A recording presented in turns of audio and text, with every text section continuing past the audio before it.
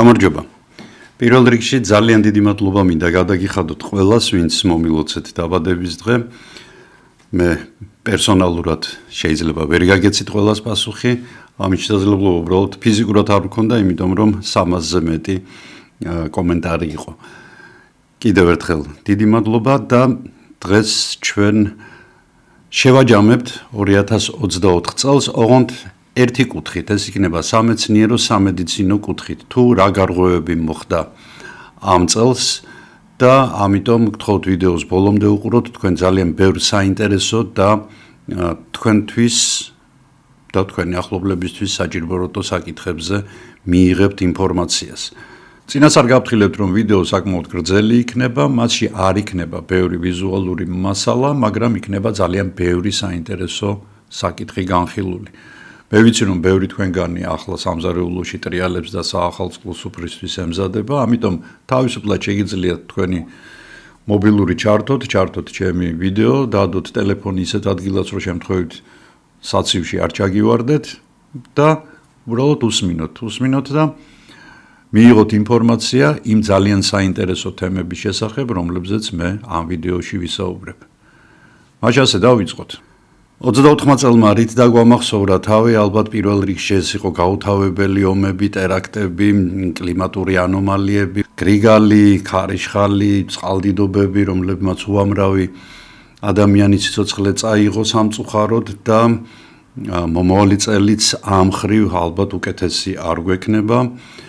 ეს საკმაოდ პესიმისტური პროგნოზი ჩემი არ არის, ეს არის ზოგადად იმ მეცნიერთა პროგნოზი, რომლებიც სწავლობენ კლიმატს და რომლებმაც დაადგინეს, რომ დედამიწაზე ყველაფერი იცვლება. დედამიწა ცოცხალი ორგანიზმია და იგი ყოველთვის რეაგირებს სხვადასხვა ფაქტორებზე, იქნება ეს მზის გამოსხივება, იქნება ეს ადამიანის მიერ დაბინძურებული ჰაერი, იქნება ეს ყინულების დნობა, სხვადასხვა დინებების ცვლილება და ასე შემდეგ. ყველაფერი ეს რა თქმა უნდა გაძლიერდება და უნდა ვიყოთ მზად. მზად უნდა ვიყოთ ჩვენც, მზად უნდა იყონ მთავრობებიც, რომ ყველაფერი ამისგან გამოწვეული ზარალი იყოს მინიმალური. ნეგატიურ ადამიანებთან ერთად და ნეგატიურ მოვლენებთან ერთად რა თქმა უნდა არის ბევრი პოზიტიურიც და ალბათ სწორედ ეს გვაძლევს ოპტიმიზმის უფლებას. როცა საახალწლო ან სადაბადების დღეებს ვამბობთ, პირველ რიგში ჩვენ ერთმანეთს უსურვებთ ხოლმე ჯანმრთელობას. სურვილებში ყოველთვის იგი პირველ ადგილზე დგას. ჩვენი თემები ძირითადად ეხება ჯანმრთელობას და იმ გარღვევებს მედიცინაში, რომლებიც ადამიანის სიცოცხლეს გააუმჯობესებენ, მის ხარისხს აწევენ, მოგცემენ ჩვენ ჯანმრთელი და ბედნიერი სიბერის იმედს და რა თქმა უნდა სიცოცხლის გახანგრძლივებასაც. დავიწყოთ ისეთი ეპიდემიით და ამან ეპიდემიის ხასიათი მიიღო უკვე მთელ მსოფლიოში, როგორც გახლავთ ჭარბი წონა. სულ უფრო ხშირად გვხვდება ადამიანები, რომლებსაც დაქვეითებული აქვთ ცხოვრების ხარისხი სწორედ ზედმეტი წონის გამო. და ეს ხდება არა მხოლოდ ცივილიზებულ ქვეყნებში, არამედ მთელ მსოფლიოში, ანუ მანს ეპიდემიის კი არა პანდემიის სახე აქვს თითქოს მიღებული. ჭარბწონიანობას გენეტიკური ფესვები აქვს და ეს ფესვები საკმაოდ ღრმად მიდის. ჯერ კიდევ მღვიმეში მჯდომი ადამიანი, რომელსაც შედარებით მეტი წონა ჰქონდა, მეტი ჰქონდა ცხიმის მარაგი, ასეთ ადამიანებს მეტი შანსიც ჰქონდათ გადარჩენის. რატომ? იმიტომ რომ ცხიმის ფენა პირველ რიგში იცავს ორგანიზმს გადაცივებისგან. ასევე შიმშილობის პერიოდში ცხიმი იწყებს დაშლას და მისგან გამოყოფილი ნივთიერებები უკვე კვებავს ადამიანის ორგანიზმს და ნებისმიერი ცხოველის ორგანიზმს. ალბათ დაკვირვები ხართ, რომ რაც უფრო ჩრდილოეთით მივდივართ ცხოველთა სამყაროში, მით უფრო მეტი ცხიმიანობით გამოირჩევიან ცხოველები, მაგალითად იგივე სელაპებს დაახლოებით 20-30 სანტიმეტრის ცხიმის ფენა აქვთ, იგივე ვთქვათ ვეშაპებს მეტრანახევრამდე ცხიმის ფენა აქვთ, კანსა და შინაგან ორგანოებს შორის, შინაგანი ორგანოები ცხიმით არის დაფარული და პირველ რიგში ეს არის საჭირო იმისათვის, რომ ამ ცხოველებმა შეინარჩუნონ სითბო. იგივე არის ადამიანებშიც და რა თქმა უნდა, ვთქვათ, გამხდარ ადამიანს ღვიმეში, როდესაც იგი ცხოვრობდა, ნაკლები შანსი ჰქონდა, რომ გადარჩენილიყო, უფრო მეტი შანსი ჰქონდათ ჩაფუტკუნებულ მამაკაცებს და ქალებს და სწორედ ისინი ტოვებდნენ გაცილებით მეტ შთამომავლობას. და სწორედ აქედან მოდის ის, რასაც დღეს ჩვენ ვაწყდებით და ჩვენი წინაპრებისგან მხოლოდ დადებითი არ აგვიღია, აი ეს მომენტიც ის, რომელიც ღვიმეში საჭირო იყო და დღეს არ არის ნამდვილად საჭირო, იქედან გვაქვს. გასათვალისწინებელია ის მომენტიც, რომ მაშინ ადამიანი გაცილებით მეტს მოძრაობდა. მას სჭირდებოდა ნადირობა, რომ ოჯახი გამოეკვება, მას სჭირდებოდა ომები, რომ სხვისთვის საერთოდ თქვა ნადავლი, მას სჭირდებოდა ახალი საცხოვრებლების მოძებნის გამო საკმაოდ შორ მანძილებზე გადაადგილება და აი ეს კალორიები ყველაფერი ეს იხარჯებოდა სწორედ აი ამ აქტიური მოძრაობისას. დღევანდელი ადამიანი რაში ხარჯავს კალორიებს? ტახტზე, წამოწოლაში, ტელევიზორის ყურებაში და მაქსიმუმ სუპერმარკეტში, სხვა პროდუქტების თვალიერებაში. ამიტომ ცხიმი სრულიად უსარგებლო ბალასტად გროვდება და როგორც თქვი, ცხოვრების ხარისხს საკმაოდ უკანწევს. დაბალი ან ნორმალური წონის ადამიანები გაცილებით ენერგიულები არიან, მათ ახასიათებთ სწრაფი მეტაბოლიზმი და აქედან გამომდინარე მათი ორგანიზმი არ ინახავს ცხიმს მარაგად. თუმცა ჩემი გამოცდილებიდან გეტყვით, რომ სიგამხდარეს მცირე დისკომფორტიც ახლავს თან, მაგალითად მე ვარ სიმაღლით 184 სანტიმეტრი და ჩემი მაქსიმალური წონა, რაც კი მე მქონია, ეს იყო 68 კილოგრამი, ანუ საკმაოდ გამხდარი ვარ და აქედან გამომდინარე ვარ ძალიან მცივანა. თუ თქვა სხვა ადამიანს, ჭარბწონიას არა, ნორმალური წონის ადამიანს გაცილებით ნაკლები ტანსაცმელი ჭირდება, რომ გათბეს, მე ცოტა მეტი მჭირდება. და სითბური ბალანსის შენარჩუნება გამხდრებს, როგორც უკვე გითხარით, უჭირთ. ასევე კიდევ ერთი დისკომფორტი ის არის, რომ მე ხშირად მშივდება და ხშირად ვჭამ ხოლმე, დიდი რაოდენობით არა, მაგრამ მაინც და ასევე გაძლიერებული ნივთიერების ცვლის გამო მე შემიძლია ვჭამო ცხიმიანი და შაქრიანი ნახშირწყლებით მდიდარი საკვები. მაგრამ საკმარისია მომშივდეს, ეს შიმშილი იმდენად ძლიერია ხოლმე, რომ ზოგჯერ თაბრუცხოებსაც იწვევს. ანუ არ მაქვს იმის მარაგი, რომ ჩემმა ცხიმა დაიწყოს დაშლა და ჩემი ორგანიზმი მოამარაგოს საჭირო ნივთიერებებით. ეს ჩემი სიგამხდარი არის გენეტიკური. გენეტიკური რატომ? ხა დედა და მამა ჭარბწონიანები არ იყვნენ, მაგრამ არც სიგამხდარს არ უჩიოდნენ, მაგრამ ჩემი დიდი ბაბუა ვასო გაბუნია გახლდათ ჩემზე მაღალი და ჩემზე გამხდარი. და ეს გენები გადმომეცა მე ხოლო. ჩემგან ეს გენები მე გადავეცი ჩემ შვილებს და ჩემი შვილებიდან გადაეცათ ჩემ შვილიშვილებს. 5 შვილიშვილი მყავს, აქედან 4 გამხდარია, რასაც ქვია, გამხდრები არიან. მე-5 ჯერ პატარაა, 3 წლისაა და ზუსტად ჩემს დაბადების დღეზე დაიბადა ისიც, ყველაზე კარგი საჩუქარი იყო ეს ჩემთვის 3 წლის წინ და ჯეჯერობით მის წონას, მომავალ წონას ვერ დავადგენ, მაგრამ იმედია რომ ისიც ჩვენ ხაზზე წავა. ანუ საკმაოდ ძლიერი გენი აღმოჩნდა სიგამხდრის, ისევე როგორც ძალიან ძლიერი გენი არის ჭარბწონიანობის. და ძალიან ხშირად ალბათ თქვენ გინახავთ, რომ ოჯახში სადაც ჭარბწონიანი მამაკაცი და ქალი არიან, მათი შვილებიც არ უჩივიან ხოლმე მან და მაინც სიგამხდრეს. მაგრამ ეს გენეტიკური მიდრეკილება სიმსუქნისადმი ან სიგამხდრისადმი, რა თქმა უნდა, სხვადასხვა პრეპარატების საშუალებით და დიეტების საშუალებით შეიძლება დარეგულირდეს და თქვათ ოპტიმუმამდე მივიდეს. ჭარბწონიანობას ერთი ძალიან სერიოზული პრობლემა ახლავს თან. ეს გახლავთ ინსულტების, ინფარქტების და ნეიროდეგენერაციის რისკები. ანუ ჭარბწონიანებში გაცილებით მეტია, რამდენჯერმე მეტი არის ამის რისკი, ვიდრე ვთქვათ გამხდარ ადამიანებში. მოკლედ ჭარბწონიანთა საშველი გამოჩნდა იქედან, საიდანაც არავინ არ ელოდა. მექსიკაში და ამერიკის შეერთებული შტატების არიზონას შტატში, უდაბნოში ბინადრობს ძალიან საინტერესო ცხოველი. ეს გახლავთ ჯილა მონსტერი, ასე ეძახიან მას, იგივე შხამკბილა, იგივე ერთადერთი სახეობა ხვლიკებს შორის, რომლებსაც გააჩნიათ შხამი. შხამი საკმაოდ ძლიერია და მას ადამიანის მოკლაც შეუძლია. ყველა შხამს თავისი სხვადასხვა მახასიათებლები აქვს, მოგიხსენებათ, თუ ჩემს შხამიან გველებზე გადაღებულ ვიდეოს ნახავთ, იქ მე ხსნი თუ რამდენნაირი მოქმედება აქვს შხამს, არის ნეიროტოქსინები, რომლებიც თავის ტვინზე და ცენტრალურ ნერვულ სისტემაზე მოქმედებენ და ახშობენ მათ და ასეკლავენ. მსხვერპლს არის ჰემოტოქსინები, რომლებიც სისხლს და შინაგან ორგანოებს შლიან, ხოლო შხამკბილას შხამში აღმოჩნდა ნივთიერება, რომელიც ამოხრუჭებს მეტაბოლიზმს, ანუ ნივთიერებათა ცვლას.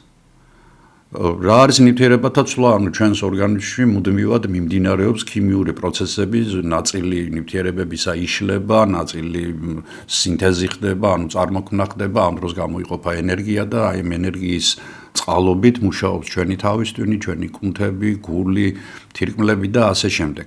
და როცა ეს ხვლიკი უკბენს, თქვა, მსხვერპლს, მაშინ ეს ქიმიური რეაქციები უხრუჭდება. ანუ მსხვერპლი კარგავს უბრალოდ გადაადგილების უნარს, ანუ ჩერდება მაშინ საცოცხლო პროცესების, ჩერდება ყველანაირი ქიმიური რეაქციები და მსხვერპლი იღუპება. თუ როგორ გამოიყენეს ეს ყველაფერი მეცნიერებმა, ამაზე ცოტა ქვემოთ. ახლა კი ჩვენ ორგანიზმში რა ხდება? ცნობილია, რომ ჩვენს ნაწლავებში ბუნებრივად გამომუშავდება ერთგვარი ჰორმონი, ეს გახლავთ GLP-1, იგი იწყებს გამომუშავებას მაშინ, როდესაც ჩვენი კუჭ-ნაწლავი ხვდება, რომ მასში უკვე საკმაოდ დიდი რაოდენობით მოხდა საკვები და ტვინს აწვდის ინფორმაციას, რომ მოდი რა გადაუკეტე ამ კაცმა და თორე გასკდება და ადამიანი წვეთს ჭამას. 1917 წელს ფარმაცევტული ფირმა Novo Nordisk's მეცნიერებმა შეისწავლეს ჯილა მონსტერის შხამი და მისგან გამოყვეს ძალიან საინტერესო ნივთიერება. მოგეხსენებათ, რომ შხამები ეს არ არის რაღაც ერთი ნივთიერება, ასეთ კოქტეილია სხვადასხვა ცილების, რომლებიც სხვადასხვანაირად მოქმედებენ და ჯამში ერთად იწვევენ ადამიანის ან ცხოველის ამ მსხვერპლის მოწამვლას. და აი ამ შხამიდან გამოიყო ნივთიერება სემაგლუტიდი სახელად, რომელიც დადგინდა, რომ მეორე ტიპის დიაბეტის სამკურნალოდ ძალიან პერსპექტიული იყო. შემდეგ აღმოაჩინეს, რომ მას აქვს თავისი გვერდითი მოვლენა, ანუ სემაგლუტიდის მიღების შემდეგ ადამიანის ორგანიზმში ხდება შემდეგი რამ. ეს ცილა ასრებს GLP-1-ს, უფრო ადრე აქცევს თავის ტვინამდე და თავის ტვინს ეუბნება, რომ მადა დაეკარგოს ადამიანს. ეს მარტივად ვამბობ, რა თქმა უნდა. ამიტომ ადამიანი გაცილებით ადრე გრძნობდა დანაყრებას, ვიდრე სინამდვილეში. და თუ ადრე მისი დანაყრებისთვის ერთი მთლიანი გოჭის ან ორი ქვაბის აცივის შეჭმა იყო აუცილებელი, ახლა მას ერთი ქათმის ბარკალიც კი ეყოფოდა. სემაგლუტიდი პარალელურად არეგულირებს სისხლში შაქრის რაოდენობას და ასევე ამცირებს სისხლძარღვოვან ანთებებს. 1921 წელს სემაგლუტიდს დაარქვეს ოზემპიკი და იგი ოფიციალურად იქნა აღიარებული როგორც მეორე ტიპის დიაბეტის სამკურნალოდ, ასევე ჭარბწონიანობის სამკურნალოდ. იმიტომ რომ ადამიანები, რომლებიც ამ პრეპარატს იღებდნენ, 20-25% წონისას კარგავდნენ. ამის მიზეზი, როგორც გითხარით, მადის დაქვეითება იყო და აქედან გამომდინარე, რა თქმა უნდა, საკვების მიღებული საკვების შემცირება. ასეთი რამ ხშირად ხდება ხოლმე ფარმაცევტიკაში, როცა იგონებენ ერთ წამალს და გამოზდით მეორე. Pfizer-ი ყველა მიცით, ეს გიგანტი არის ფარმაკოლოგიაში, უზარმაზარი ფირმა, რომელიც აუცარ წამლებს უშვებს და მან გამოიგონა ფილტვების ჰიპერტენზიის სამკურნალო პრეპარატი, რომელსაც სილდენაფილი დაარქვა. რა თქმა უნდა, სანამ პრეპარატი დაინერგება და გამოვა ბაზარზე, მანამდე მას სწავლობენ და ამისთვის ჯერ ტარდება ექსპერიმენტები ცხოველებზე და შემდეგ უკვე ადამიანებზეც იღებენ საკონტროლო ჯგუფს, რომელსაც აძლევენ თქვა სოდას და მეორე ჯგუფს აძლევენ ნამდვილ წამალს, პრეპარატს და შემდეგ ადარებენ თუ რამდენად კარგად იმოქმედა მათზე. და ისწორედ ადამიანები, რომლებიც იღებდნენ ნამდვილ სილდენაფილს, როდესაც დამთავრდა ექსპერიმენტი და დადგინდა, რომ ის მართლაც კარგად მოქმედებს ფილტვების ჰიპერტენზიაზე, მამაკაცები მიუბრუნდნენ ამ ფირმას და სთხოვეს, რომ იქნებო კიდე დაგვალევინოთო ან გაგვატანოთო საერთოდ ეს პრეპარატი. აღმოჩნდა რა, რომ სილდენაფილი იწვევს ძალიან ისეთ მედგარ და მყარ ერექციას. და დღეს ეს პრეპარატი ალბათ ყველა მიცით და ეს პრეპარატი მილიარდობით დოლარის მოგებას აძლევს Pfizer-ს, ეს გახლავთ Viagra. ჩვეულებრივი Viagra, რომელიც როგორც გითხარით, სრულიად სხვა რაღაცისთვის იყო გამოგონებული. ამ შემთხვევაშიც იგივე მოხდა, ანუ დიაბეტი სამკურნალო წამალს ეძებდნენ და იპოვეს გახდომის სამალი. ასევე აღმოჩნდა, რომ ოზემპიქს გააჩნია სტატინებისთვის დამახასიათებელი ფუნქცია. სტატინები ეს გახლავთ პრეპარატები, რომლებიც დაბლას წევენ ცუდი ქოლესტერინის დონეს. მოგეხსენებათ, ჩვენს ორგანიზმში არის ორგვარი ქოლესტერინი, ეს არის კარგი და ცუდი ქოლესტერინი და მარტივად, ძალიან ხმად რო არ ჩავიდეთ, რას იწვევს ცუდი ქოლესტერინი, თუ იგი ბევრი არის სისხლში. სისხლძარღვებზე ჩნდება ამ ქოლესტერინის ნალექები.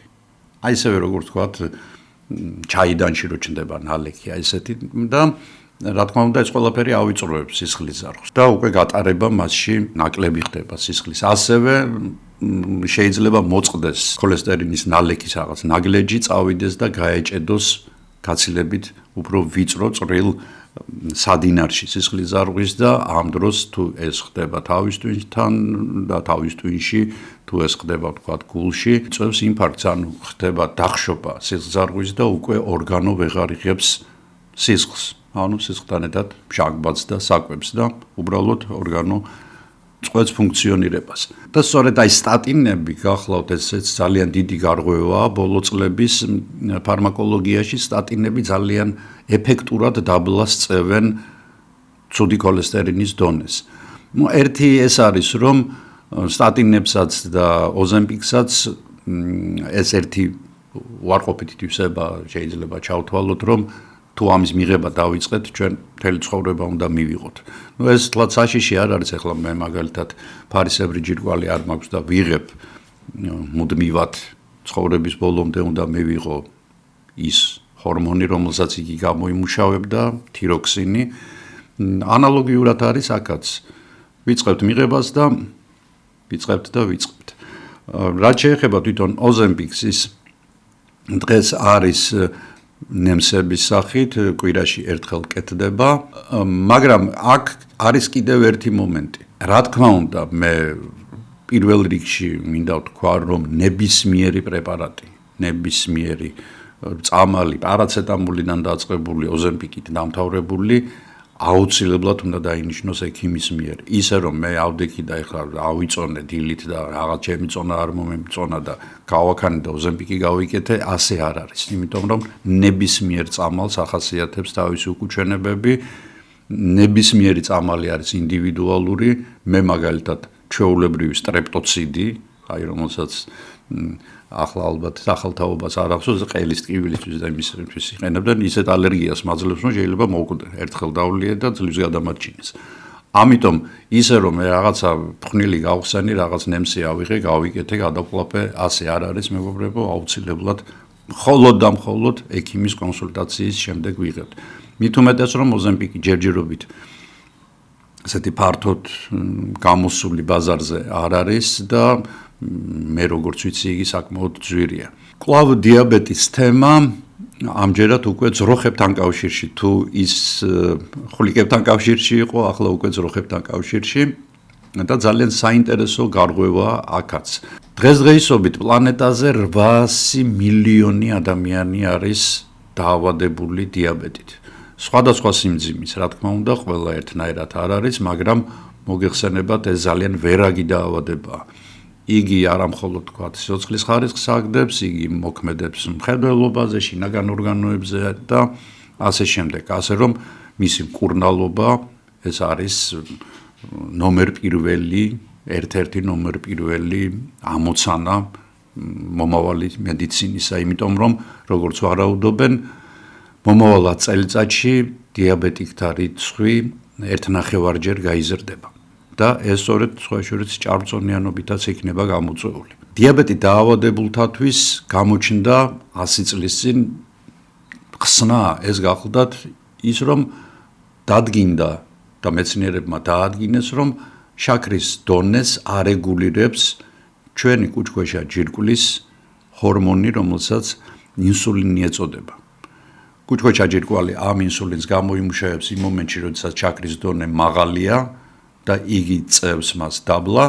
თუ დაბალია ინსულინი წვეთს მოქმედებას და შაქრის დონე მაღლა იწევა, ანუ ეს არის რეგულატორი ერთგვარი, რომლის საშუალებითაც სისხლში შაქარი ერთ დონეზე რჩება. და სწორედ კუჭქვეშა ჯირკვლის დაავადებები იწვევს ინსულინის არასწორ გამომუშავებას. ზოგჯერ საერთოდ წყდება მისი გამომუშავება, ზოგჯერ ზედმეტად ხდება, ანუ ეს მექანიზმი, რეგულირების მექანიზმი ირღვევა და ამ დროს, რა თქმა უნდა, საჭირო არის ამ ჰორმონის ხელოვნურად შეყვანა ორგანიზმში. 100 წლის წინ ინსულინს იღებდნენ, არ შეგეშინდეთ, მოკლული ძაღლების პანკრეასიდან, ანუ კუჭქვეშა ჯირკვლიდან ქვავდნენ მას და ასეთი სახით აძლევდნენ ავადმყოფებს. შემდეგ უკვე დაიხვეწა, რა თქმა უნდა, ტექნოლოგია და დღეს ინსულინის გამომუშავება და წარმოება ხდება ვერ წარმოიდგენთ რით. ეს გახლავთ ჩვენს ნაწლავში არსებული ეშერიხია კოლის, ანუ ნაწლავის ჭხირის მეშვეობით.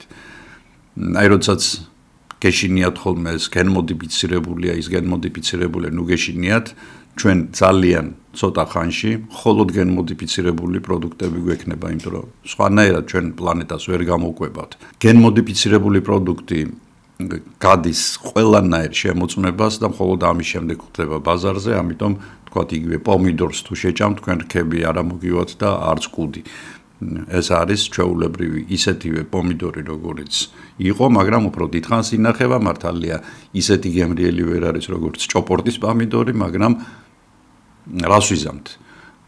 ჩვენ უკვე თითქმის კი არა და გადავაჭარბეთ უკვე 8 მილიარდს, პლანეტა ვეღარ უძლებს ამდენი ადამიანის გამოკვებას და ჩვენ მოგვიწევს გენმოდიფიცირებული პროდუქტების მიღება. ასეთივე გენმოდიფიცირებული არის ეს ნაწლავის ჭხირი, რომლის ერთ-ერთი გენის ნაწილი არის ამოჭრილი და მასში არის ჩასმული ადამიანის ინსულინის გამომუშავებელი გენი. და ეს ნაწლავის ჭხირი აწარმოებს ინსულინს, მაგრამ ეს წარმოება ძალიან ძვირი უჯდება სახელმწიფოებს. მოგეხსენება ძალიან ბევრ სახელმწიფოში დიაბეტით დაავადებულთა მკურნალობა არის უფასო, მაგრამ ბიუჯეტს ეს ძალიან ძვირი უჯდება, იმიტომ რომ ისე ვიმეორებ თვითონ წარმოებაა მისი რთული.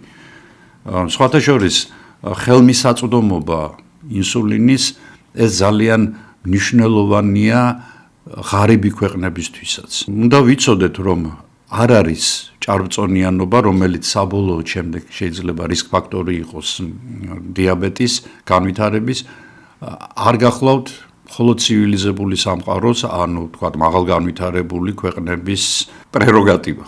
პირიქით, რაც უფრო მდიდარია ადამიანი, იგი უფრო მაღალი ხარისხის პროდუქტებით იკვებება, მაგალითად მის რაციონში შედის ზღვის პროდუქტები, ხილბოსტნეული, იგი უფრო მეც ვარჯიშობს, უფრო მეც დადის და მოგზაურობს და ამიტომ როგორც წესი ძალიან იშვიათია ხოლმე რომ მდიდარ ადამიანებში ჭარბწონიანები იყონ. არის რა თქმა უნდა ამის ფაქტები, მაგრამ გაცილებით ნაკლებია და თქვენ თუ დააკვირდებით თქვათ იგივე ღარიბ ქვეყნებში ასეთი ადამიანების რიცხვი ძალიან დიდია. ჯერთ იმიტომ რომ ისინი იაფიანი სწრაფი საკვებით იკვებებიან, აი სწრაფკვებას რო ვეძახით. მეორე, მათ რაციონში დიდი რაოდენობით შედის პური, მაკარონი და ასეთი ნახშირწყლებით მდიდარი საკვები და თითქოს ადამიანი დღეში მხოლოდ პურს ჭამს და მაკარონს ჭამს და ამ დროს არის 150 კილო. ეს სწორედ ამ ნახშირწყლების ზედმეტი ნახშირწყლების მიღების შედეგად ხდება და ამიტომ არის აუცილებელი რომ აი ესეთი ღატაკი ქვეყნებისთვის ინსულინი იყოს იაფი და ხელმისაწვდომი. და მეცნიერები მივიდნენ ერთ ძალიან საინტერესო აღმოჩენამდე. მათ შეისწავლეს ძროხის ცური. აი იქ სადაც გამომუშავდება რძე. და აღმოჩნდა, რომ ეს არის ბიოლაბორატორია, რომელშიც უამრავი სასარგებლო ნივთიერება წარმოიქმნება.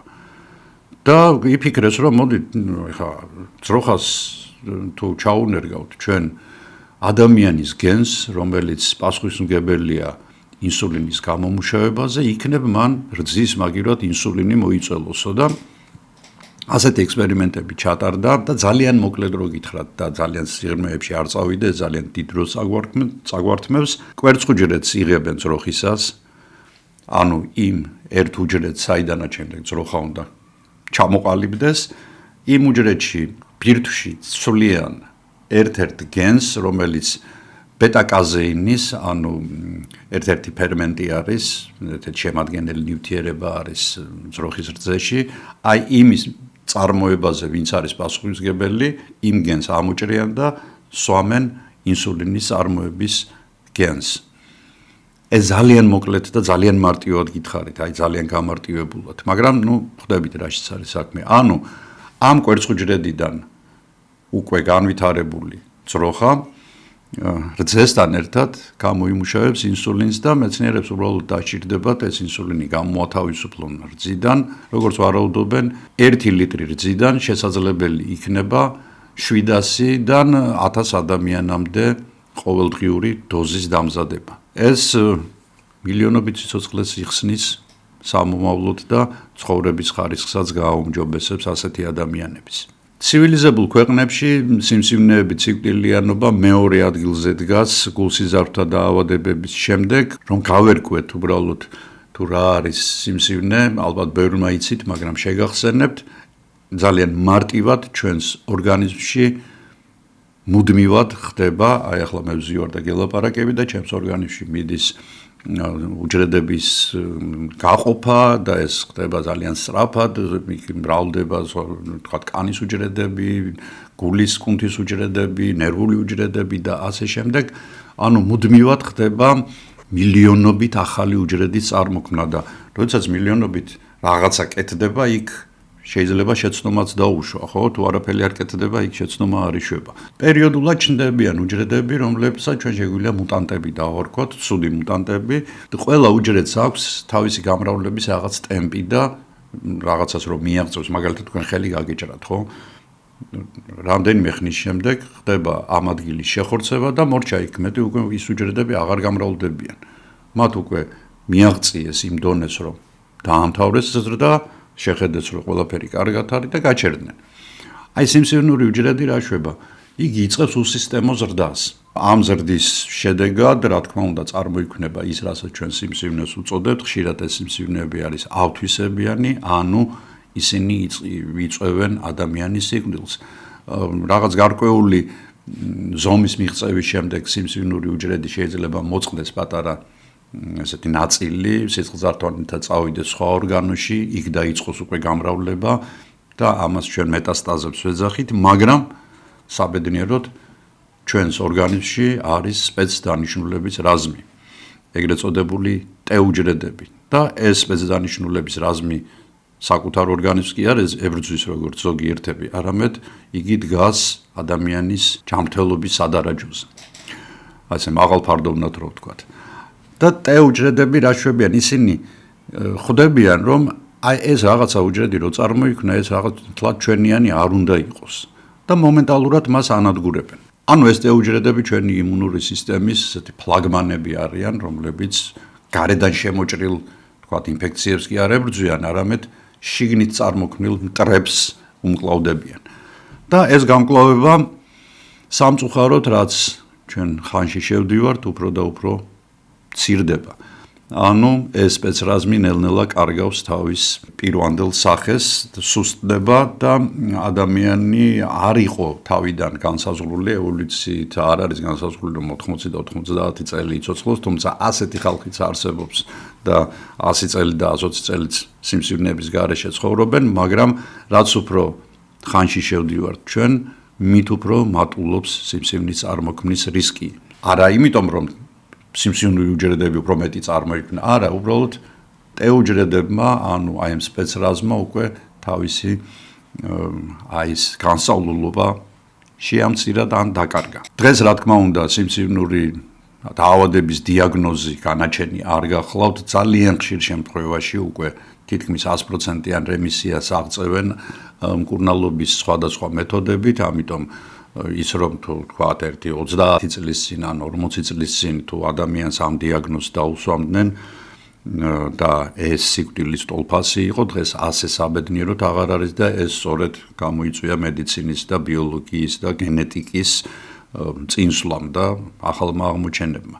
მაგრამ მაინც ჩვენ მუდმივად უნდა ვაწარმოოთ სკრინინგი, ანუ პროფილაქტიკა და ამისთვის უფასო პროგრამები არსებობს, საბედნიეროდ საქართველოში ჯერჯერობით ისინი მოქმედებენ და სწორედ ამერიკის შეერთებული შტატების და ევროკავშირის დახმარებით ხდება ამ პროგრამების ფუნქციონირება ჩვენში. მოგეხსენებათ, რომ სიმსივნური დაავადებების მკურნალობა ხდება ეგრეთ წოდებული ქიმიოთერაპიით, ანუ არსებობს სპეციალური ქიმიური ნივთიერებები, რომლებიც აფერხებენ ან საერთოდ სპობენ სიმსივნურ უჯრედებს, არსებობს ასევე სხიური თერაპია, ამ დროს მიმართული სხივებით, რადიოაქტიული სხივებით ხდება იმ უჯრედების განადგურება, რომლებიც მიიჩნევა, რომ არის სიმსივნური, რა თქმა უნდა, ქირურგიული მეთოდი და უკვე თანამედროვე და ძალიან პერსპექტიულ მეთოდს წარმოადგენს იმუნოთერაპია. უკვე ხვდებით, რომ ეს იქნება ჩვენი იმუნური სისტემისთვის მიცემა ბიძგისა, რომ მათ კარგად გამოარჩიონ ჯანმრთელი უჯრედები სიმსივნური უჯრედებისგან. თანამედროვე იმუნოლოგიაში ძალიან დიდი ძვრები მოხდა ბოლო წლებში და გაგიკვირდებათ, მაგრამ ამას სტიმული მისცა სწორედ COVID-ის პანდემიამ და იმ mRNA ვაქცინების შემუშავებამ, რომლის საშუალებითაც ჩვენ ვიცრებოდით. აი ძალიან მარტივად, პრიმიტიულად რო აგიხსნათ რა ხდება ამ დროს. ვაქცინას მიაქვს სამოქმედო გეგმა ჩვენი იმუნური უჯრედებისათვის.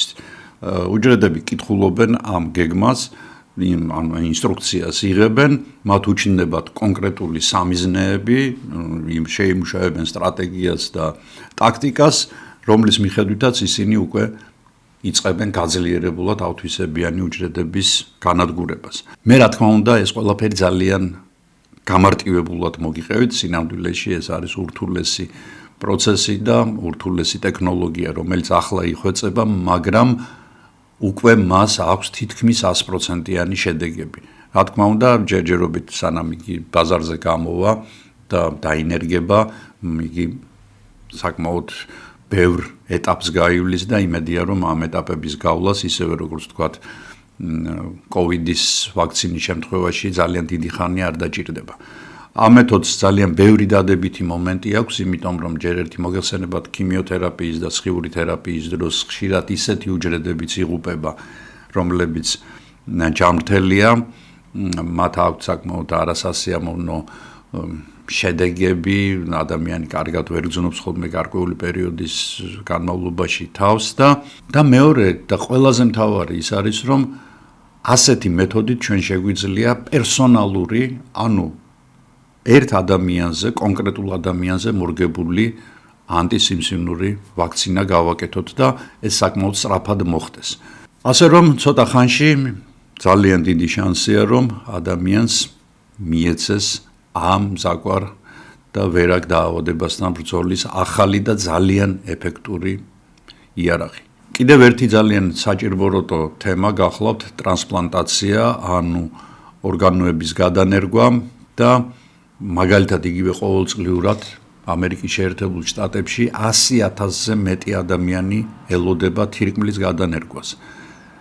ასეთივე პრობლემები დგას ჩვენთანაც ქვეყანაში და არა მხოლოდ თირკმლის, აქ არის პანკრეასის, ღვიძლის, გულის გადანერგვაც კი და სამწუხაროდ არავინ იცის თუ როდის მოუწევს მას რიგი და მოუსწრებს თუ არა იგი მას, ანუ ეს ორგანო.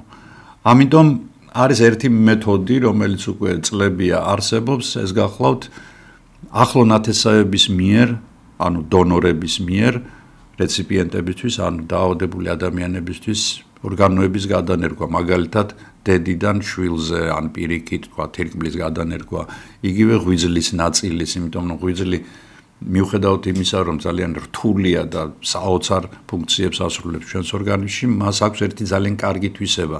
საკმარისია ძალიან პატარა ნაწილიც კი გადაინერგოს, იყოს იქ 30-50 გრამი, რომ იგი იწყებს გამრავლებას, ანუ აღდგენას, რეგენერაციას და იზრდება იმ დონემდე, რომ უკვე მას ფუნქციონირება შეუძლია ნორმალურად. რატომ ხდება ასე? ანუ რატომ ცდილობენ ექიმები, რომ ახლონათესავიდან გადანერგონ ორგანოები? საქმე იმაშია, რომ ტრანსპლანტოლოგიის ყველაზე დიდი გამოწვევა ეს გახლავთ ის, რომ ჩვენი ორგანიზმი უცხო ორგანოებს არ იღებს. იგი ხვდება, რომ ეს არ არის მისი და იწყებს მის მოცილებას.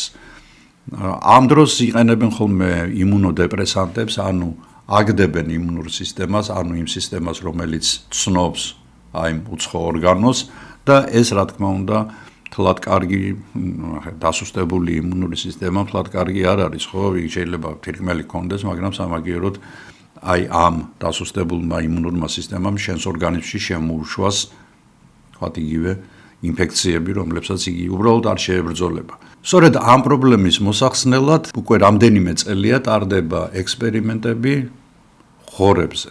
ანუ კვლავ ცხოველებთან იქ ძროხა იყო, იქ ხვლიკი იყო, ახლა ღორები. აიღეს საექსპერიმენტოდ საშუალო ზომის ღორები, იმიტომ რომ ხა დიდი ღორები რო არის 300 და 400 კილოს რო იწონის, მათ შესაბამისად დიდი ორგანოები აქვთ.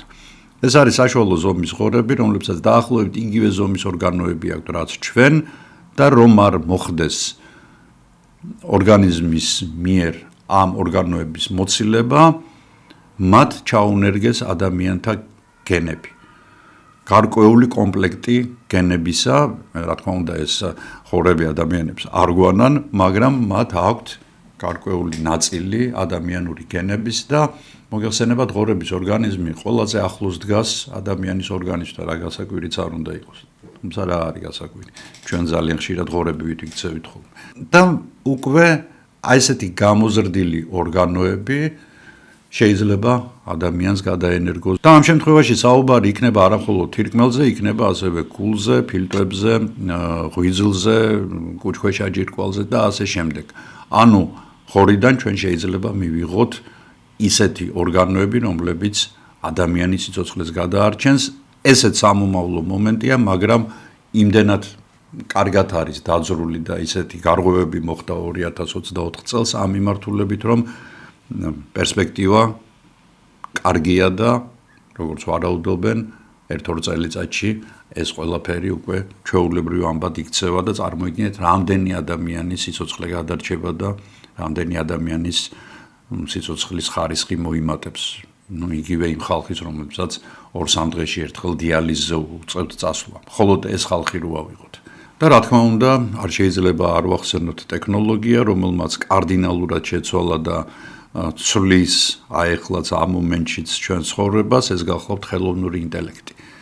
რომელმაც შარშან გაგვაცნო თავი და უკვე დღეს უმძლავრესი იარაღად იქცა თითქმის ყველა სფეროში. ცნობილია, რომ ხელოვნური ინტელექტი უკვე სვამს დაავადებების დიაგნოზებს და ზოგჯერ გაცილებით ზუსტად ვიდრე ადამიანი.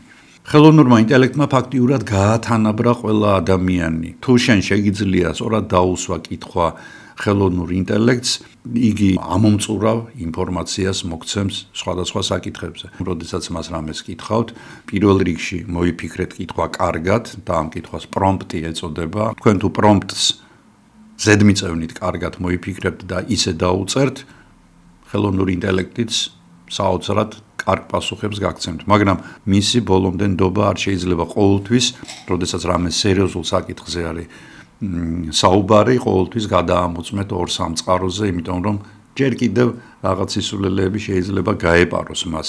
მას შეუძლია თქვა დაგიგემგოთ დღე, დილით დაგახვედროთ რეცეპტი გემრიელი და ჯანსაღი საუზმის, თუ რას უნდა მიაქციოთ იმ დღეს ყურადღება, რა უნდა ჩაიცვათ ამინდის მიხედვით, სამეცნიერო სტატიის დაწერაშიც დაგეხმარებათ, ილუსტრაციებსაც შექმნის, მუსიკასაც დაწერს, ვიდეო ფრაგმენტების გაკეთებაც შეუძლია და როგორც გითხარით, მისი ეშხი და მიმზიდველობა სწორედ იმაშია, რომ იგი უფასოა და იგი ყველასთვის ხელმისაწვდომია.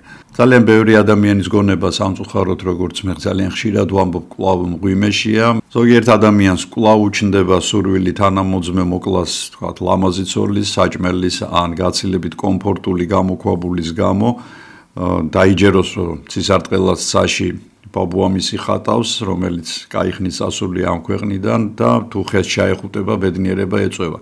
ამიტომ რა თქმა უნდა, ყველა ახალ აღმოჩენას ისევე როგორც სხვა შემთხვევებშიც იგივე თქვათ, ბირთვული ენერგიის აღმოჩენას შეიძლება მოყვეს უარყოფითი და ძალიან უარყოფითი მომენტები. ამიტომ უკვე ცდილობენ, რომ ხელოვნური ინტელექტი რაღაცნაირად შებოჭონ, ანუ უკვე არ მისცენ მას საშუალება სისულელეები და ცუდი საქმეები აკეთოს ან დაეხმაროს ადამიანს ამ საქმეების გაკეთებაში. აი მაგალითად მე დაუწერე ასეთი პრომპტი და აი ასეთი პასუხი გამცა მან. ეს უკვე იმას ნიშნავს, რომ ხელოვნური ინტელექტის იძულება რაღაცა უარყოფითის გაკეთებისკენ ნელ-ნელა შეუძლებელი გახდება. სწორედ ხელოვნურ ინტელექტთან არის დაკავშირებული ერთი ძალიან საინტერესო მომენტი.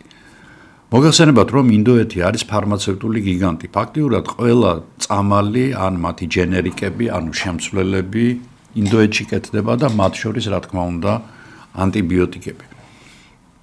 აღმოჩნდა, რომ ინდოეთის გრუნტის წყლებში და ზოგიერთ მდინარეში ანტიბიოტიკების რაოდენობა გაცილებით მეტია, ვიდრე იმ ადამიანის სისხლში, რომელიც ანტიბიოტიკებით მკურნალობს ამ მომენტში. ეს ერთი შეხედვით თითქოს კარგია, ანუ მდინარის წყალი სუფთაა, ხო, ბაქტერიებისგან, რადგან მასში ანტიბიოტიკებია ბევრი. კი, ერთი შეხედვით ასეა, მაგრამ თლად ასე არ არის. კვლევებით აღმოჩნდა, რომ იმ სოფლებში, სადაც ასეთ წყალს იყენებენ სასმელად, სიკვდილიანობა 3-4 ჯერ მეტია ვიდრე სხვა სოფლებში. რით იყო ეს გამოწვეული? კიდევ კვლევები ჩატარდა და აღმოჩნდა, რომ ასეთ სოფლებში არსებობენ ეგრეთ წოდებული სუპერბაქსები, ანუ სუპერბაქტერიები. ანუ ბაქტერიები, რომლებიც შეგუებული არიან აბსოლუტურად ყველა ანტიბიოტიკს. როგორ მოხდა ეს? მოგეხსენეთ, ბაქტერიები ძალიან სწრაფად მრავლდებიან. ანტიბიოტიკები ნაწილ ბაქტერიებს ხოცავენ, დიდ ნაწილს, თქვათ, იგი 99%, მაგრამ რჩება 1%, რომელიც მუტაციის შემდეგ აღმოჩნდება, რომ უძლებს ამ ანტიბიოტიკს და პირიქით ზედ გამრავლებაც კი შეუძლია. და თუ იმ 99%-ისთვის ეს მომაკვდინებელია, იმ 1%-ისთვის ეს გადასარევია. და ის 1% იწყებს გამრავლებას. ანუ ასე ჩნდება, როგორც უკვე გითხარით, სუპერბაქსები, ანუ სუპერბაქტერიები, რომლებიც მომავალში იქნება საშინელება, კოშმარი, ზომბი აპოკალიფსისი კაცობრიობისთვის. მე ამ ვიდეოში უკვე მოგიყევით თუ როგორ გამოიგონა გენიალურმა ალექსანდერ ფლემინგმა პენიცილინი, როგორ აწარმოა იგი ობის სოკოსგან და როგორ გაიზარდა სიცოცხლის ხანგრძლივობა პენიცილინის გამოგონების შემდეგ. უკვე ადამიანი აღარ იღუპებოდა ჩვეულებრივი ფილტვების ანთებით ან სისხლში შეჭრილი სხვადასხვა ინფექციებით. არ მგონია, რომ ჩემ მაყურებელთა შორის არ იყოს ისეთი ადამიანი, რომელსაც ოდესმე მაინც არ უმკურნალია ანტიბიოტიკებით. უბრალოდ ბევრი ჩვენთაგანი ამ ქვეყანას ვერც კი მოევლინებოდა და ახლა აქ არ ვიჯდებოდით, თუ თქვათ მისი პაპა ან ბებია ჩვეულებრივი ფილტვების ანთებით მოკვდებოდა, ხო? როგორც ამბობენ, რომ ადამიანიო გაცილებით ჯანმრთელი იყო ადრეულ საუკუნეებში და გაცილებით მეტხანს ცოცხლობდა, მაგრად მეცინება ჯერ კიდევ 100 წლის წინ კბილის ამოღება ან უბრალო ჭრილობა შეიძლება საბედისწერო ყოფილიყო სწორედ ინფექციების შეჭრის თვალსაზრისით. ამ სქემაზე მაგალითად ძალიან კარგად ჩანს თუ როგორი იყო სიცოცხლის ხანგრძლივობა ქრისტეშობიდან პირველი საუკუნიდან მოყოლებული 21 საუკუნემდე და ამის შემდეგ განსაზღვრეთ ხა თქვენ რამდენად ჯანმრთელები იყვნენ ჩვენი შორეული წინაპრები. ახლა წარმოიდგინეთ ასეთი ზომბი აპოკალიფსისი, რომ დედამიწას მოედვნენ ბაქტერიები, რომლებთანაც საბრძოლველად ერთადერთი იარაღი რაც ჩვენ გქონდა, ეს იყო ანტიბიოტიკები, ისინი აღარ მუშაობენ. მოგეხსენებათ თუ რამდენი ტიპის ახალი ანტიბიოტიკი შეიქმნა პენიცილინის შემდეგ, ხო?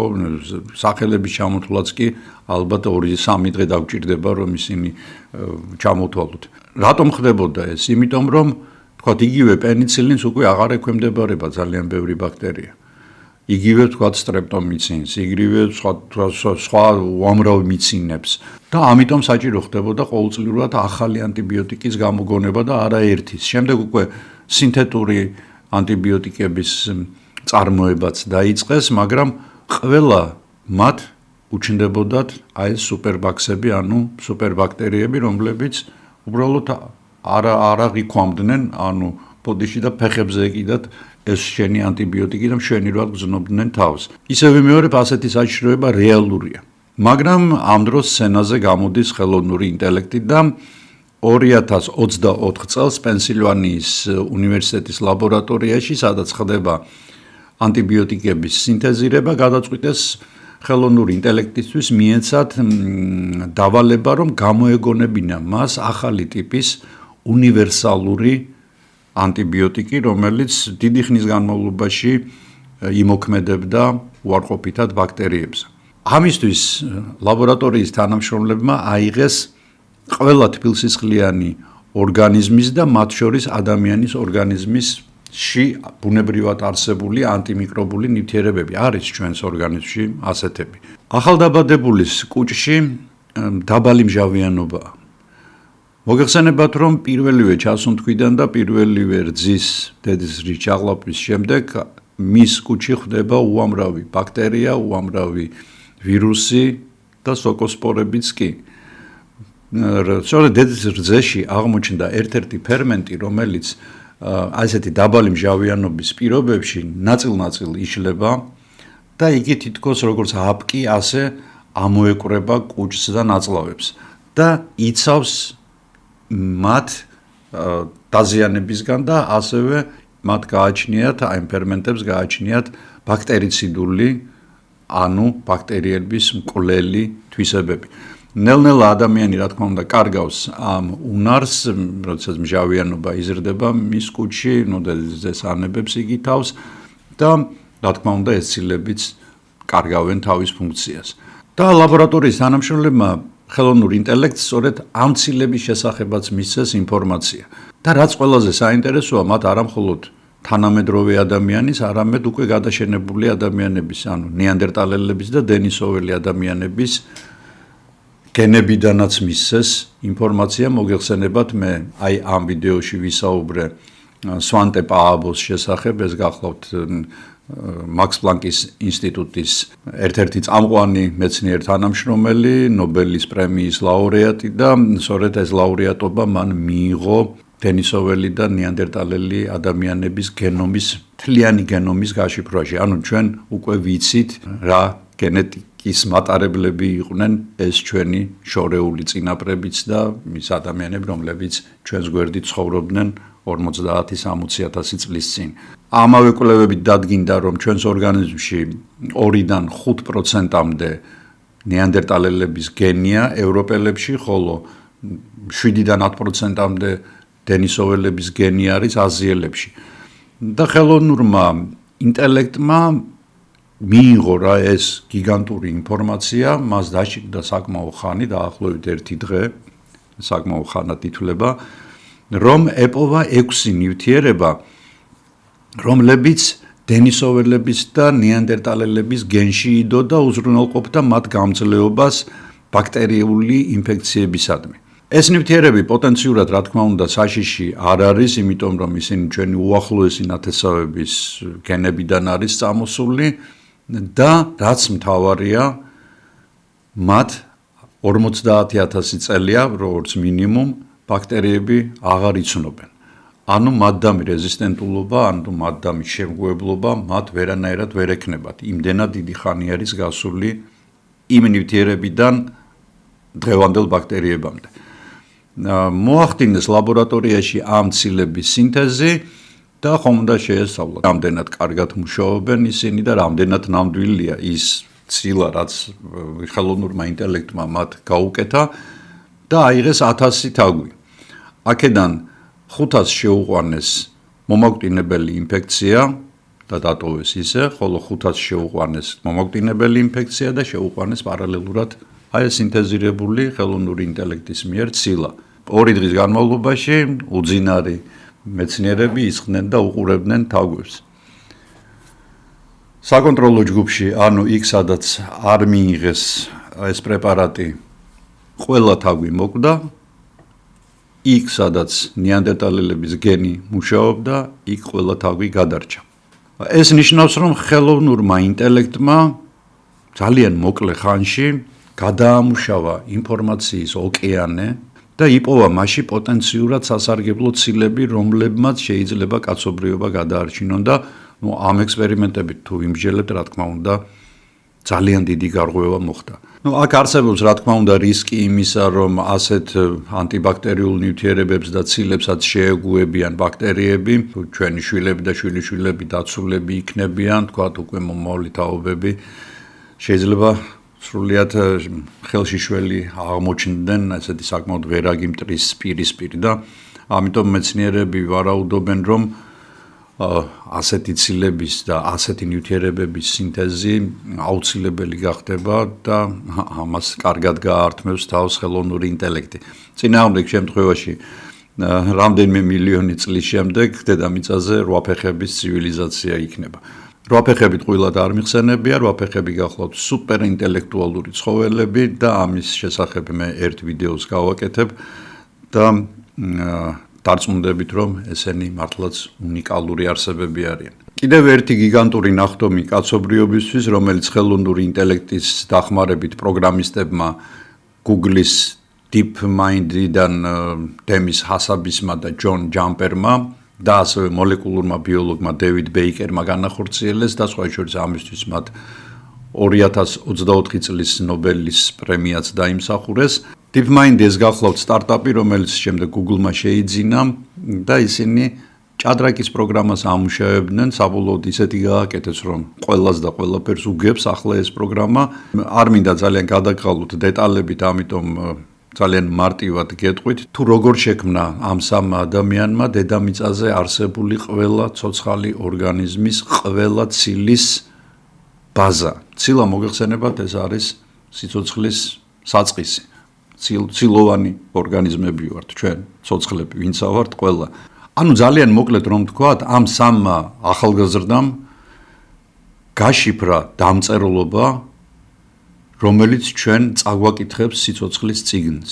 ვისაც ეს უნიკალური ნაშრომი დაგაინტერესებთ, შეგიძლიათ ინტერნეტს მიმართოთ და უფრო ღრმად ჩაიხედოთ მასში, მაგრამ ერთს კი გეტყვით, რომ თქვათ იგივე ამ პროგრამის საშუალებით და ამ მეთოდის საშუალებით ჩვენ შეგვიძლია ამ ბაზაში ვიპოვოთ ნებისმიერი ცილა და სადღაც ანტარქტიდაში გავრცელებული თევზის, ან თქვათ ლისის ტბაზე მორბენალი ხვლიკის ორგანიზმში ვიპოვოთ ისეთი ცილა, რომელიც შემდგომში დაგვეხმარება სხვადასხვა დაავადებების დაძლევაში. ეს უნიკალური რამ არის და ამიტომაც ამ სამმა ბიჭმა მიიღო ნობელის პრემია. მეცნიერებს კიდევ ერთი თავსატეხი გაუჩნდათ და იგი ბავშვებს და ხელოვნური ინტელექტის განვითარებას ეხება. მე როგორც 2 შვილის და 5 შვილიშვილის პატრონს, მიუხედავად იმისა, რომ საკმაოდ კირკიტა ბუნება მაქვს, ახლა ბავშვებთან ურთიერთობა მანდა მაინც არასდროს არ მიხარო და განსაკუთრებით პატარებთან მალე მბეზრდებოდნენ ისინი.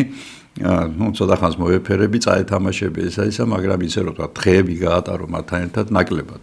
და იმ ჩემი ცუდი თვისების გამო მე ძალიან საინტერესო მომენტი გაუშვი ხელიდან, გაუშვი ხელიდან, რომ თვალი მიმედევნებინა, როგორ ყოველგვარი ვარჯიშის, ყოველგვარი დასწავლების გარეშე ითვისებენ ადრეული ასაკიდანვე ბავშვები სხვადასხვა ხელსაწყოებს, სხვადასხვა სიტყვებს როგორ ალაგებენ ამ სიტყვებიდან უკვე წინადადებებს, როგორ შეიცნობენ სამყაროს, როგორ აწყობენ იგივე ფაზლებს, როგორ შლიან და აწყობენ სათამაშოებს, ძირითადად შლიან ხოლმე, იმიტომ რომ აინტერესებს შიგნით რა არის.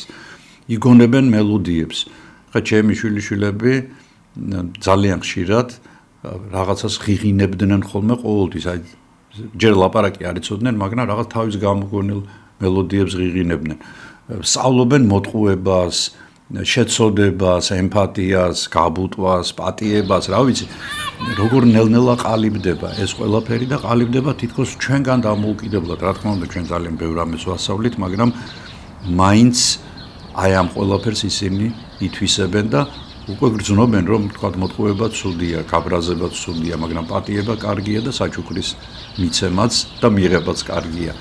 ეს როგორ ვითარდება და როგორადაც ეს ყველაფერი ყალიბდება, მსგავსი რამ ჯერჯერობით ხელოვნურ ინტელექტს არ აქვს.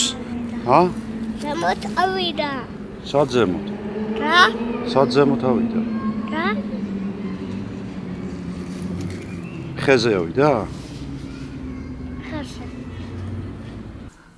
ექსპერიმენტები დადგინდა, რომ უკვე ბოლო ტრიმესტრში ჩანასახი ცნობს მშობლიურ ენას.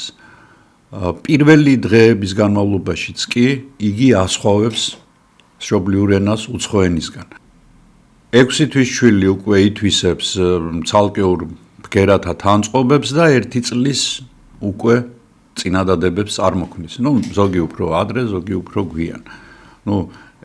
ჩემი შვილი მაგალითად, ჩემი უმცროსი გოგო უკვე 9 თვისა ლაპარაკობდა გამართულად. ბიჭები ცოტა გვიან იწყებენ ასე ამბობენ. ყოველ შემთხვევაში ასეა თუ ისე არ დარჩება ადამიანი, თუ მას რა თქმა უნდა ძალიან რთული დარღვევები არ აქვს ლაპარაკის გარეშე და ზოგჯერ რო ეშინიათ რომ აი მე რაღაცა არ დგება ფეხზე, აუცილებლად დადგება ბავშვი ფეხზე, თუ ისე ვიმეორებ არ აქვს მას რაღაცა თქვა ფიზიკური დაზიანება. ასე რომ ადამიანი იწყებს ლაპარაკს და ლაპარაკის პროცესი აი 1 წლის ასაკშიც კი ეს არის ურთულესი პროცესი. აი წარმოიდგინეთ, თქვენს თავის ტვინში უნდა მომწიფდეს აზრი. ეს აზრი უნდა დაალაგდეს, შემდეგ უნდა წამოვიდეს, ეს ხდება წამის მიათასადებში. შემდეგ უნდა წამოვიდეს სიგნალი ხმის იოგებთან, რომლებმაც ისეთნაირად უნდა დაიწყონ რხევა, რომ ზუსტი ბგერები გამოთქვან და ეს ბგერები ვთქვათ V, T, K, V, A, T ეს ყველაფერი ერთად უნდა დაალაგდეს და უკვე ენის და პირის საშუალებით უნდა მოხდეს მათი სწორად გამოთქმა, ხო? ურთულესი პროცესია, ეს მე ძალიან მარტივად აღწერე, ეს უზარმაზარ გზას გადის. აზრის ჩამოყალიბებიდან პირიდან ამოსვლამდე. არადა თქვენ წარმოიდგინეთ უკვე 1 წლის ბავშვს კი არა, უფრო პატარასაც კი ამ ყველაფრის გაკეთება შეუძლია. და შეუძლია ძალიან ადვილად, ისე რომ არც კი უფიქრდება, ჩვენც არ უფიქრდებით ხოლმე ხშირად რას ვლაპარაკობთ. მაგრამ უნდა დაუფიქრდეთ. და დღეს მეცნიერებს სურთ, რომ ბავშვებს მოჰპარონ ეს სუპერინტელექტი და ისე ჩანერგონ ხელოვნურ ინტელექტში და რობოტექნიკაში, რომ ამ ყველაფრისთვის ადამიანი ვთქვათ 7-10 წელი კი არ დაშირდეთ ან 1 წელი, არამედ რამდენიმე წუთი. საქმე იმაშია, რომ იგივე ChatGPT, რომელსაც მე საკმაოდ ინტენსიურად ვიყენებ და ძალიან მადგება ჩემს როგორც სამეცნიერო ასევე სხვა საქმიანობაში, 15-20%-ის შემთხვევაში, როგორც გითხარით, სისულელეებს გიწერს ხოლმე და გადასამოწმებელი გიხდება. აი თუ უკვე ხელოვნური ინტელექტი ადამიანივით, ნამდვილი ადამიანივით დაიწყებს ქცევას და იმედი ეს მალე მოხდება, მას გონების განვითარება თანდათან როგორც ადამიანს ისე დაშირდება და ამას შეძლებს იგი. ეს ხელოვნური ინტელექტს აიყვან საკმაოდ მაღალ დონეზე, აბსოლუტურად სხვა საფეხურზე და უკვე იგი ჩვენი ჩვეულებრივი პარტნიორი გახდება. სხვათა შორის, როდესაც ChatGPT-ს ესაუბრები, იგი ნელ-ნელა სწავლობს შენს შესახებ ბევრ ამას, რასაც აწვდი, რა თქმა უნდა, ახლა შენთან ოჯახში არ შემოდის და არ გაგვირდება, მაგრამ როდესაც რაღაც კითხვებს უსვამ, იგი უკვე ხვდება შენი ინტერესის სფეროებს. ამიტომ ძალიან ხშირად იგი ზუსტად იმ პასუხს გაძლევს, რაც შენ გაინტერესებს და შეიძლება თქვა სხვა ჩატიდან წამოიღოს, შენივე ჩატიდან და შემოგთავაზოს. აი მაგალითად, როდესაც მე რაღაც თემაზე ვესაუბრები, ზოგჯერ მეუბნება ხოლმე, ეს ვიდეოსთვის გჭირდება? არა, მე მეუბნე ვიდეოსი არ მჭირდება. სამეცნიერო ნაშრომისთვის გჭირდება. ხო, მაშინ სხვანაირად მიუდგეთ ამ საქმეს. ანუ უკვე თითქოს გაადამიანურებას იწყებს, მაგრამ იგი მაინც არ არის ადამიანი, ამას რა თქმა უნდა გარკვეული პერიოდი დაშირდება და ეს გარკვეული პერიოდი არ ამგონია რომ დიდი ხნის შემდეგ დადგეს. ამას ეძახიან general intelligence-ის დანერგვას, ანუ გენერალური ინტელექტი იქნება, რომელიც ალბათ ძალიან დაგვეხმარება მომავალში, რომ გამოვიგონოთ ახალი პრეპარატები, გავიჭრათ კოსმოსში, უფრო კეთილები ვიყოთ და უფრო მეტი კარგი საქმეები ვაკეთოთ და უფრო მეტი სილამაზეები შევქმნათ. 2024 წელს, რა თქმა უნდა, ბევრი სხვა გარღვევაც მოხდა მეცნიერებაში, მაგრამ მოდით დღეს ამით შემოვიფარგლოთ და რადგან წელს ეს ჩვენი ბოლო გადაცემაა, ბოლო ვიდეო, ამიტომ მე მინდა გისურვოთ ბედნიერი ახალი წელი, გისურვოთ ჯანმრთელობა, კარგად ყოფნა და ყველაფერი ის, რაც თქვენ გესიამოვნებათ. იმედია, რომ ეს წელი იქნება ჩვენი სამშობლოსთვის ბედნიერების მომტანი და წინსვლის წელი და მთელი პლანეტისთვისაც ვისურვოთ ყოველ შემთხვევაში, რომ ყოფილიყოს მშვიდობიანი წელი, იმიტომ რომ უკვე ძალიან მოსაბეზრებელია ეს პირველყოფილური მდგომარეობა, როდესაც ადამიანები ერთმანეთს ხოცავთ. ჩვენ კი ახალ 2025 წელს შევხვდებით, მე ამით გემშვიდობებით, ნახვამდის.